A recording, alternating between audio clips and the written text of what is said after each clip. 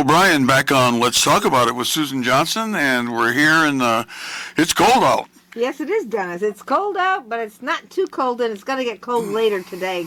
So we're going to have quite a time, but we have some great people here to talk to us about what they're doing. Okay, All right. So, hey, Kit Eves. She is the president of the Lions Club, and she's also working hard to help our No Free Shelter raise money and get some items down there over where the No Free Shelter is in the Bridge Street Plaza. Welcome to the show, Kit, and I know you're outside there. Thank you. I appreciate you having us. It's been very exciting here. We've had so many people stop and drop off stuff. We've been here since 2 o'clock, and we'll be here until 6. It's been really wonderful that so many people have stopped to give us money as they go by us in traffic, and other people are driving in and they're dropping off warm winter coats and hats and mittens and warm boots and all those kinds of things that people need. I understand that we are up to and over our goal of filling 5 refrigerator boxes full of stuff. Wow. And, so, we're really thrilled that we're going to be able to help keep people warm this winter. Wow, that's great work, and being the Lions Club is doing that, and so are a number of other community members out there helping make sure that people are safe and warm this winter. So this is great news. And so if there's a truck now pulling in, there's another car pulling in, and there's another one pulling in. It's been really great. The folks are stopping, and here's a red truck that's stopping and handing money through the windshield. It's marvelous. We're getting all this help. It is marvelous, and it's great work that you... John just come and saying hi to me, too. That's wonderful. That's great work. Well, Kit Eves, head of you're working in the Lions Club and also working to make sure people here stay nice and warm, that they have a place to go this winter, they have some food, they have some clothing. So please feel free to go down there until 6 o'clock and see who's out there. Lots of people out there. I was just down there about an hour ago. I have, yes, there are lots of people from the community. When some folks heard we were out here, they just came to hold up signs for us. Oh, that's great. So we're looking at people that aren't members of the Lions Club but stopped to make a donation and then said, how can we help? So, great. So they're out here doing this, and it's marvelous. Oh, there's another car pulling in. All right. It's great. Wonderful. That folks are really coming together to help people who are a whole lot less fortunate than we are. That's right. And we're going to be working on trying to make some new policy so that we can make sure people get housed quickly so we don't run into these circumstances anymore. And I'll be looking for your help and help from the region and the people to make sure that we can get some policy changes that stop homelessness. So thank you so much, Kit. I really appreciate your hard work. I talked to somebody who was a client of the shelter. He's a guest of the shelter, and he was coming from his minimum wage job where he was only able to work 25 hours a week at minimum wage, and he can't afford a house at that rate. He can't afford to be in a shelter, but he's more than happy to work. So we have people in these shelters who are willing to work and can, and then there are others, of course, who just aren't able to anymore. They're older and can't anymore. And you're right, we need to find them good, comfortable places to live. Those who have worked, been in our community all their lives, and paid their taxes, and now, for whatever reason, cannot have a home anymore. So, Kit, this is Dennis. You're going to be there till 6 o'clock, so we're going to remind our listeners again that the Lions Club and all the good people that are helping the Lions Club to collect goods and money for the homeless are going to be down at the Bridge Street Plaza until 6 p.m.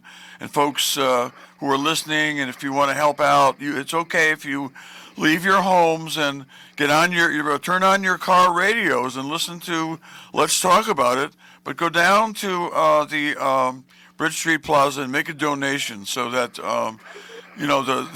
this project and this day is the greatest day ever for the people who are in need here in Windham Willimantic, Connecticut. Thanks so much, Kit, for doing all you're doing. You're welcome. I'm proud to be a Lion. We make a difference. Somebody else stopping. Okay, Kit. Thank you so much. Take care. We'll talk soon. Bye-bye. Yep. Bye-bye. Okay. All right. So now... That was good. That was very good, Dennis. All right. And we've got Yeah. our next call-in guest that will be coming up pretty soon.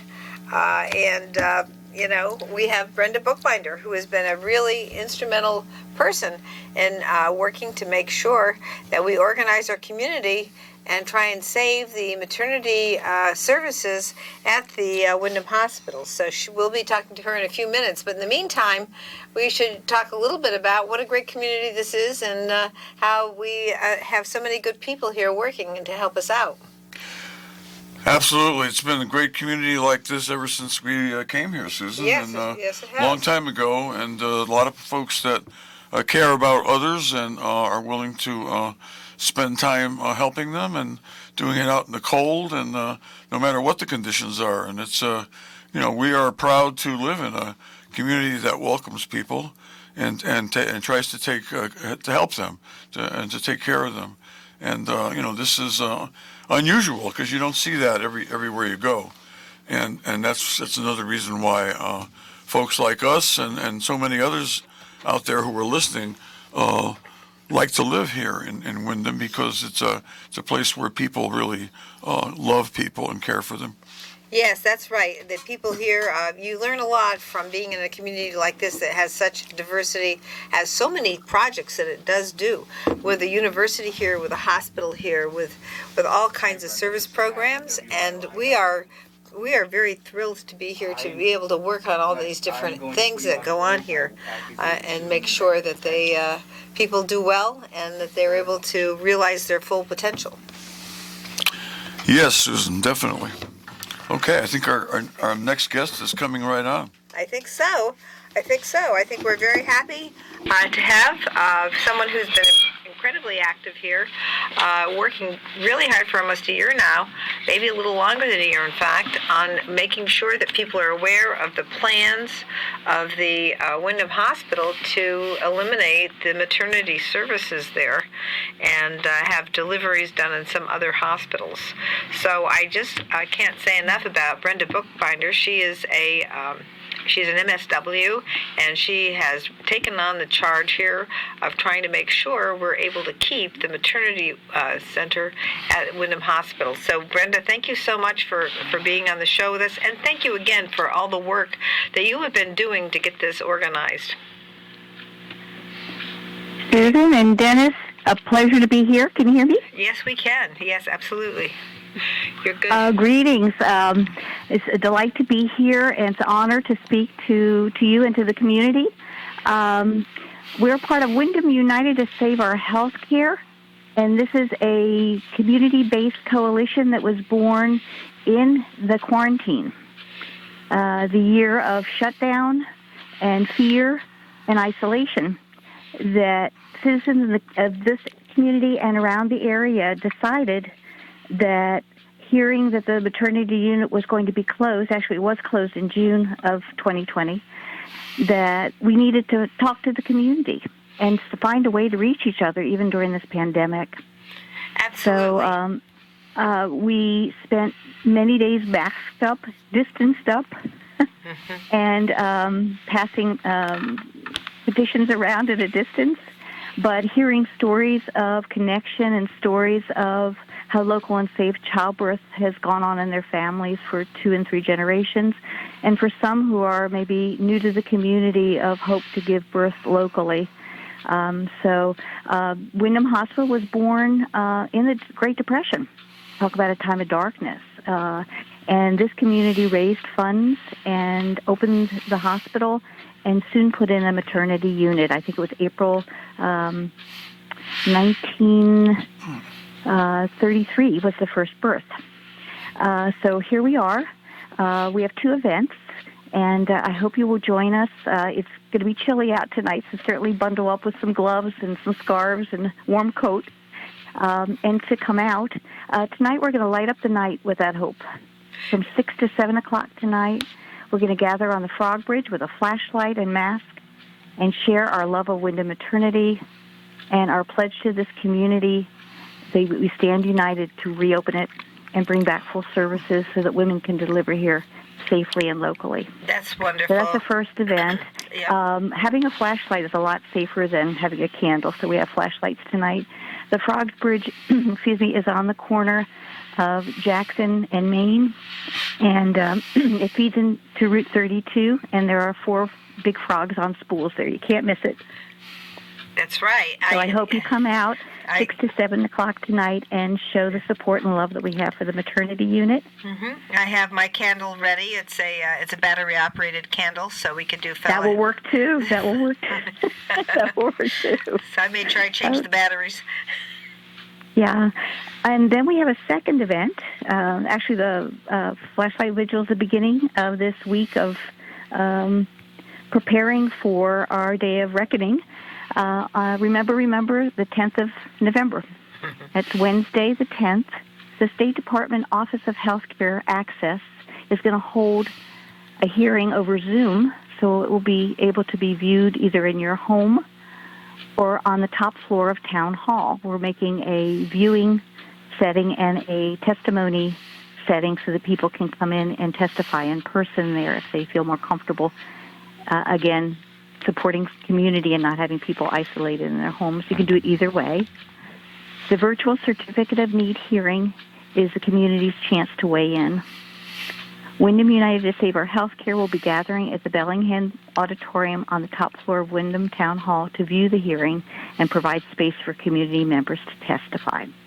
So the hearing starts at 10 o'clock, and the morning section is for Hartford Healthcare to explain its story of termination of the unit and why they felt they needed to do it. And only the officers of healthcare strategy will be asking them questions. We will just observe.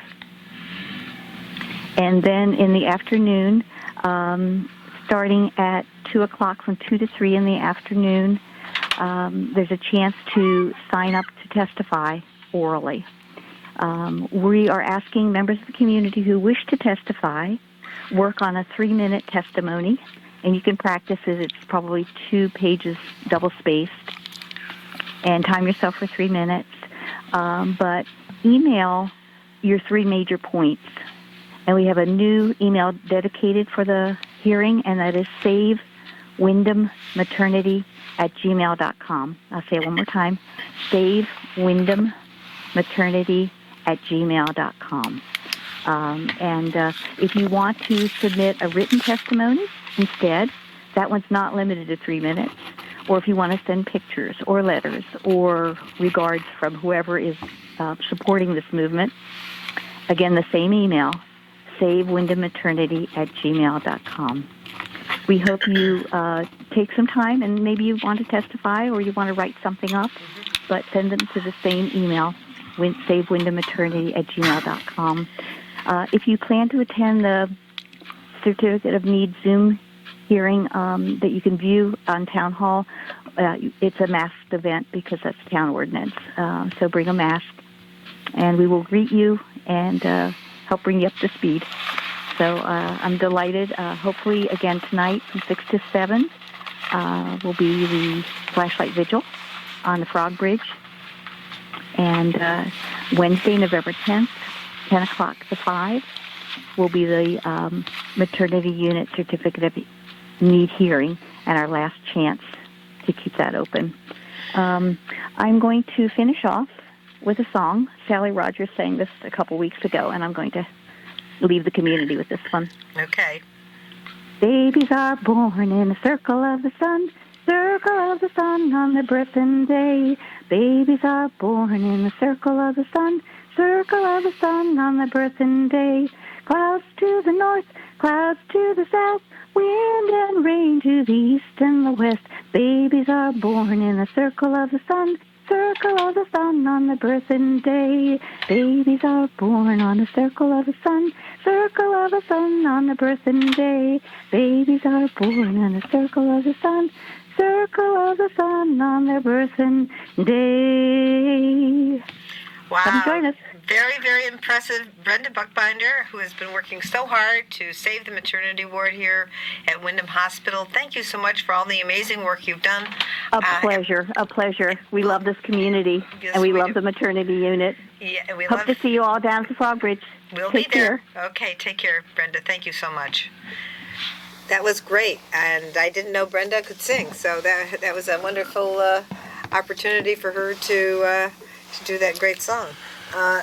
And you know, As soon as I have my voice fixed, I'm going to be singing along too. all right, we'll be You know, and looking forward to that. I know that. Well, I am having it fixed. I'm getting some surgery, and I'm looking forward to it. And that was a great presentation by Brenda. And Yes, it was. This is such an important issue, and this is sadly reminiscent of what we did, I think, 2015, Susan, when you know when the hospital threatened and was managed to close the critical care unit Right. at the hospital, and you know this is a subsequent natural result from that situation. It is. Well, little did we expect that the critical care unit being shut would lead to the maternity ward now, a few years later, being closed down as well. But it's a design that has been planned by Hartford Health, I think, for how they've been trying to close services down and maximize their profits. And it's not something that's really very helpful to the community. It's supposed to be a resource for the community and the region. And they are limiting access in this way and saying that closing down the critical care unit, which limits the capacity of doctors to be able to perform certain types of regular surgical procedures. It also creates a problem for women who are bearing children and having childbirth. These are the kinds of things that this shutdown is doing, and it does not bode well for the future of Wyndham Hospital.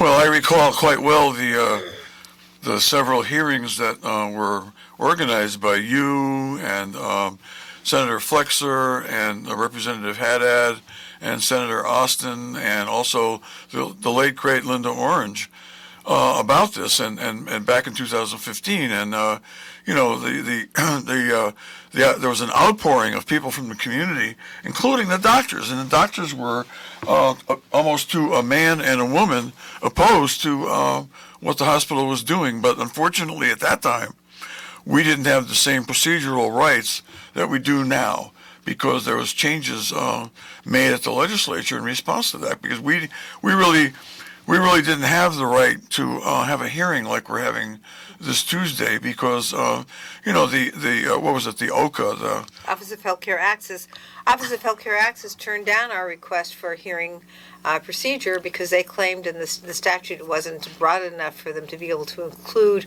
this sort of thing, the closing of a critical care unit, in the statute. So what happened is, after that, I went to the Public Health Committee, which I was before that I was the chairman of that, but then I worked with our now Speaker, Matt Ritter, and the former Senator Terry Giarratana, who I Public Health, and I worked with them, and we had proposed legislation to make sure that OCA could actually hear something like that, and I outlined the changes in the statute that should have been put in the statute to make sure that they could have heard that. But lo and behold, they said, well, we can't quite do that. We'll have to study it more. So a task force was created. I went to see then Lieutenant Governor Nancy Wyman, and so by statute, the Speaker Ritter and former Senator Terry Giarratana helped us create the task force. Task force studied the whole situation and decided that it was really something that we had to address with a new organization called the Office of Healthcare Strategy, which is where the hearing is going to be with the Office of Healthcare Strategy on November 10th. and this is what we're talking about. So if people have an interest in this, this is something that we have through the group that Brenda Bookbinder has been leading to Wyndham United to Save Our Healthcare.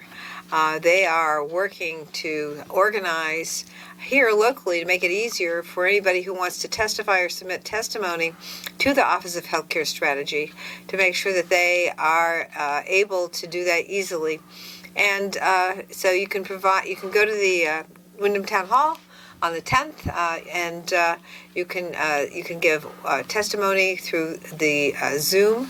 And you can also write your testimony and submit it from the 10th on to I think it's, you have a few days after the hearing to actually submit your written testimony. So we have really organized this well.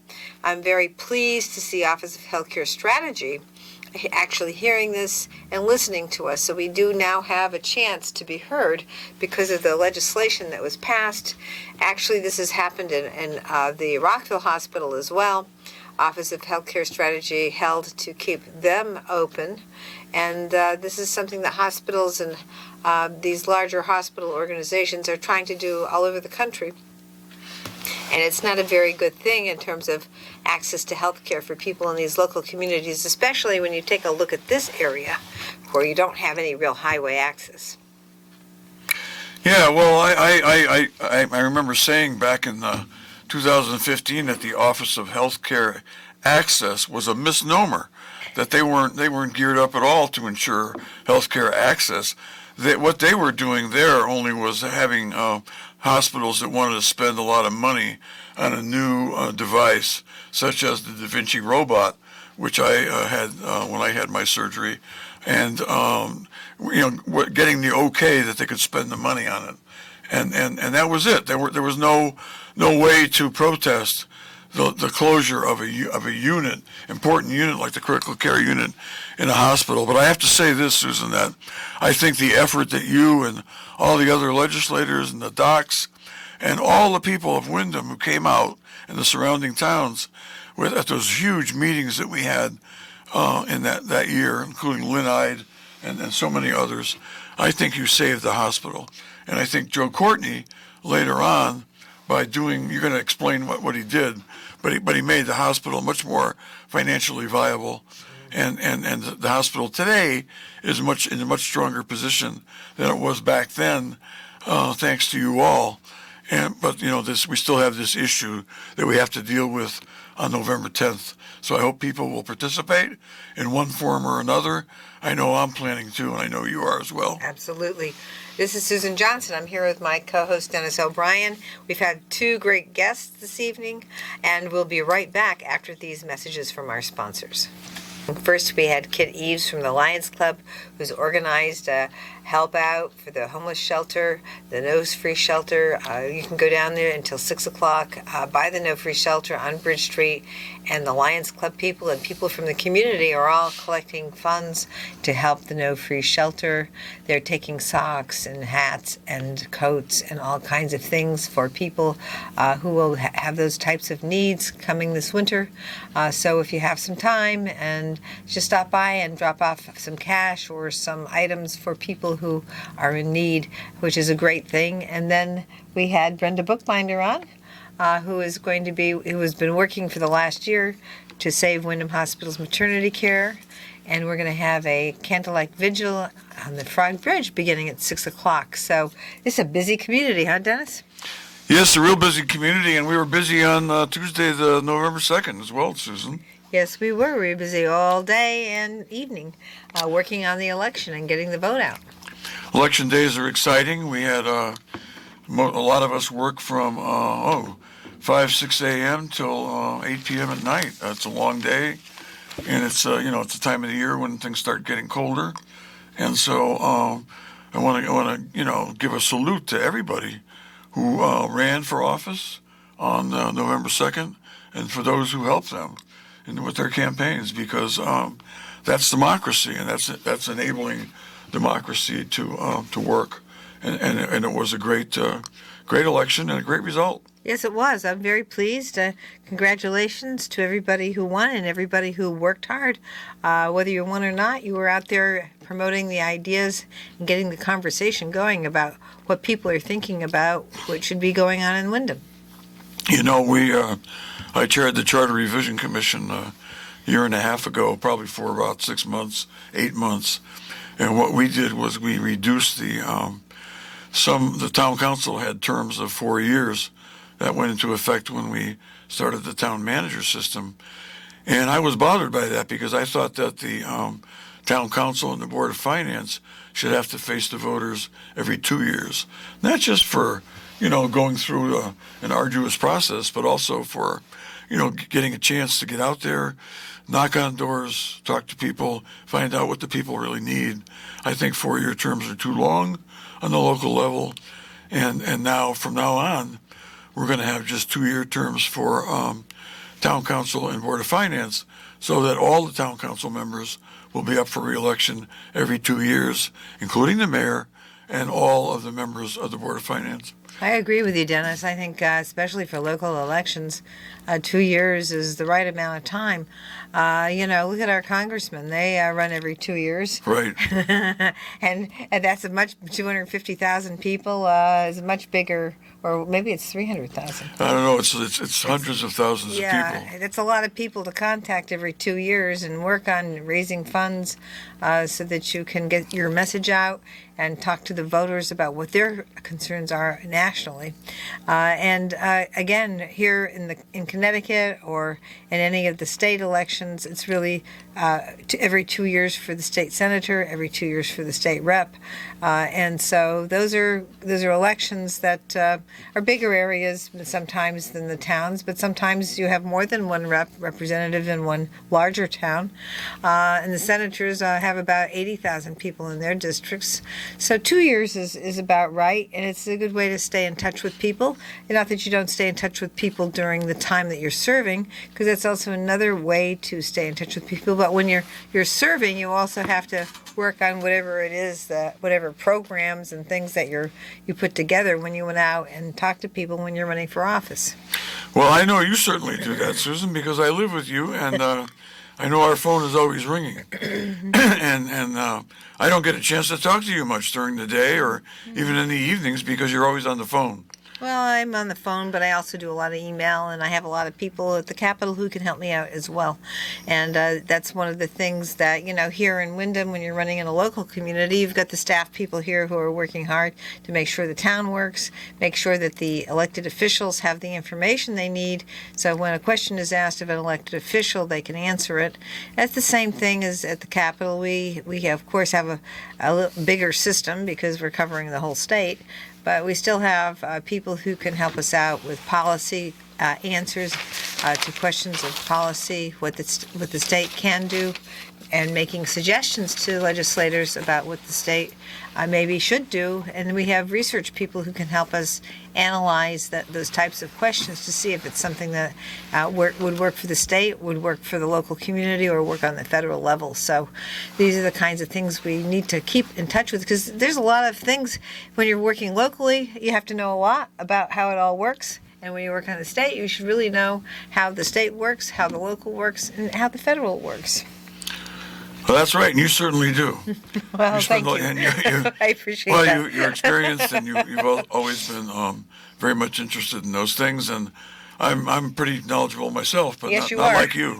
Oh, no. Well, we have different types of knowledge, you and I. Well, I would take a test with anybody and vie with anybody on knowledge of the town charter. Because I've served on so many charter revision commissions. Exactly my point. 3 as chairman, and it's kind of fascinating. But getting back to the election, there were elections all over the area, but here in Windham I was delighted to see so many new candidates.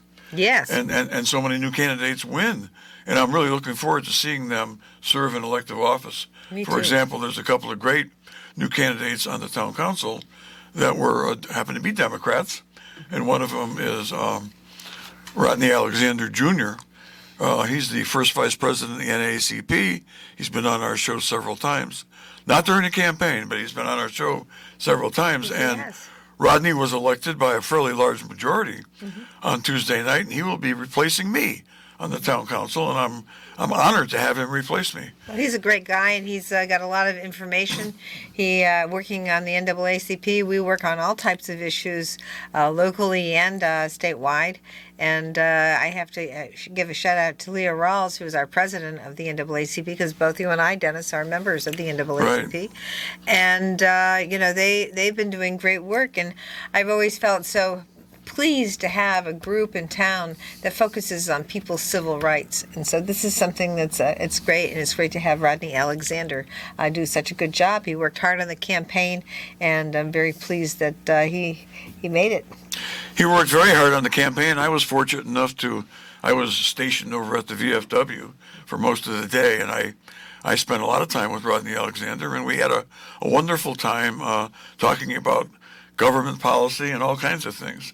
And there's another candidate that is actually replacing Christina Cruz. Christina Cruz is a very promising young woman who served for one term on the council during the COVID period and decided to go to law school. She's attending my alma mater, UConn Law School. And because she's in law school, and I knew this would happen, she doesn't have time to be on the town council. And so she stepped down, and she's being replaced by Emmanuel Perez de Ayala. He is a former paraprofessional employee of the Windham Public School System, knows an awful lot of people, and is very, very knowledgeable about local and state issues. And I'm really looking forward to Emmanuel Perez de Ayala starting on the town council on the 16th of November. Me too. I think he's going to be a great addition to the council. I think also his experience in the local school system will add something that's very, very good for people who are serving on the council to really have another perspective of something that really is all-encompassing in terms of our town, and that is how education works. Yeah, I think there's been more involvement in the town council in recent years by educators, and it's good because there needs to be a town council that works closely together with Windham Public Schools, and I think that the way we've worked with Windham Public Schools in the past several years is basically unprecedented. I mean, we had to approve the application that went into the state, for the rehabilitation of Windham High School. The renovation is new. That had to go through the town council. Yep. And so we were pleased, I was pleased to spearhead that effort. I was pleased that you did spearhead that effort, and it's a wonderful thing. It took a lot of coordination, and you really worked hard on that with the members of the building committee and the members of the education committee. This is all something, and the community at large. I mean, the community had to vote in a referendum to approve renovating as new after the work that the building committee did. So that was approved by the community by a vote. Excellent work by you and members of the education committee, and then I have to say I helped step in with the bill that actually made it so that we get a 95% reimbursement rate as opposed to an 80% reimbursement rate, which is how it first started out. So this last session, it was passed into statute that we were able to get a reimbursement rate of 95% for the renovated as new. So I'm very thrilled that we've been able to do that. And it's just been a great effort. And it goes to show you, Dennis, what happens when everybody works together. Yeah, when I was town chair of the Democratic Party years ago, I often was able to swear in most of the people who were elected. And one of the things I always said, and so I know some people think I'm very partisan, and I am during the campaigns. But one thing I always said is, the election's over, now we have to work together. No matter what party we're from, no matter what our views on the issues in general, we really need to work together. We're all one town, and we need to do that. And I want to mention a couple of my colleagues on the town council that I've worked with for the past several years, who are also reelected. And they're not members of the Democratic Party, but they're excellent members of the council. And they can take credit, just like we all do, for the hard work that the council did in the past several years on the renovation of the high school, the community center, the Shabu stage, and also the parking garage downtown. Not to mention the dog park and the pickleball courts. I mean, that's all credited to, I think, the people on the town council and the mayor, Mayor DeVivo, and before him, Mayor Funderburk, and also our town manager, Jim Rivers. But I want to shout out to Dagmar Knoll and also Rose Reyes, who have done a fine job on the council, and I'm going to miss them. And I'm going to miss Nictalis Galarza Martinez and Clinton Adams Jr. and Randall Prose, my fellow Democrats on the council. It's not with a bit of, it's with a bit of sadness that I am leaving the council. It has not been easy for me to step aside, but I am. I also want to mention Ernie Eldridge, who was on the council for many years and has retired. And I can't. In any event, Susan is trying to communicate with me about I something. want to just say. Oh God Almighty! Come on! I didn't. I was thinking of Willimantic because I'm a member of the town council representing Willimantic. But of course, Dawn Niles. Dawn Niles is now the chairperson of the town council, supporting Tom DeVivo. And Dawn Niles is always there when we need somebody to go out and collect money for the hurricane victims of Puerto Rico, to collect water bottles for kids in the school, for the firefighters, for the police department, and to collect backpacks and distribute them to the students of Wyndham. Nobody does as much in that regard as Dawn Niles does. Well, don't forget her great work with the dog park. No, the dog park is fabulous. And the pickleball court. I mentioned them. I know you did, but we have to say, I remember talking to Dawn every so often. We talk about where should we locate the dog park, and then when we went and dedicated the pickleball courts, that was something that I had never heard of, and it's something that maybe you and I, Dennis, could play pickleball sometime. I don't think so. I don't think so. I don't think I'm a pickleball player. I'm more of a baseball and basketball player. Oh, come on. And if I can play at all, if I can get up and move around at all, I'm going to be playing. I'm going to be shooting baskets down at Lauder Park, or I'm going to be pitching softballs to the kids. No, I'm not going to be playing pickleball. But I do know that a lot of couples play pickleball. I know that. Speaking of people who have left office, and I'm going out of town now, Bill Rose, the first selectman of Chaplin, and his wife, Lisa, are avid pickleball players. I know they are. Are they really? Well, they are. Well, maybe they could teach us how to play. Well, I don't think it's that hard. The court is very small. I think it's set up very well for people like me who can't get around like I used to. Well, I have to talk now about the Board of Finance because we have a Daily Double win. Daily Double won, and I'm very thrilled that Marianne Daly and Lilia Daly, all in our neighborhood, were able to win. And we also had Mr. Santiago, who is somebody who is who's an accountant. But we have people who are really going to be excellent people on our Board of Finance, and they are really ready to go, and they're very, very bright people, and they're looking to work together with everybody, not just with the Board of Finance, but also with the Council, and also with the Board of Ed. They're people who are really going to be reaching out, and I have to give a call out to Tyler Griffin as well, because he's the chairman, and he has done amazing work with the Board of Finance, and it is becoming they're really reaching out, and that's the vision, I think, for if you have a Board of Finance, you want them to be able to reach out to the Council and to the Board of Ed. I just wanted to say that we're some of the candidates, some of the people on the boards were elected to 4-year terms 2 years ago, so they didn't have to stand for re-election this time. One of them was Tyler Griffin. Tyler Griffin has done a marvelous job as chair of the Board of Finance. And I think the Board of Finance that the voters gave him in the election, adding Lilia Daly, re-electing Marianne Daley and re-electing Santiago Gonzalez, along with Kevin Donahue, who stays on for another 2 years, an outstanding Board of Finance. And I'm looking for great things from them. I'm looking for a great support for them for town council initiatives, just as they have in the past several years. And, Election Day was a good day here in town. And we also had elections in the surrounding towns. I note that the Democratic candidates for town council took a majority of the seats in the Coventry, the town of Coventry Town Council. A new first selectman was elected in Chaplin to replace Bill Rose. He is Juan Roman, and I expect big things from him.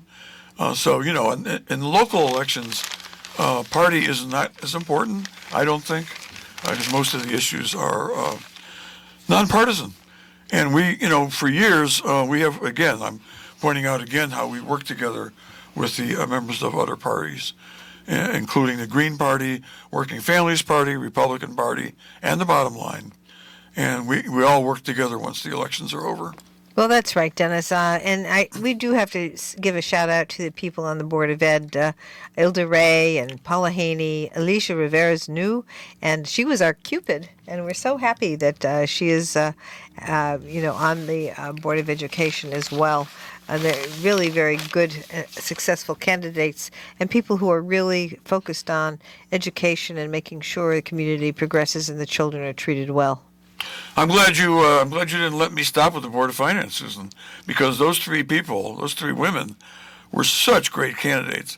Now, there's two parts to being involved in politics. There's the part that you run for office and the part that you serve in office. And I can't think of three people that are more qualified and capable in both regards, running for office and serving in office.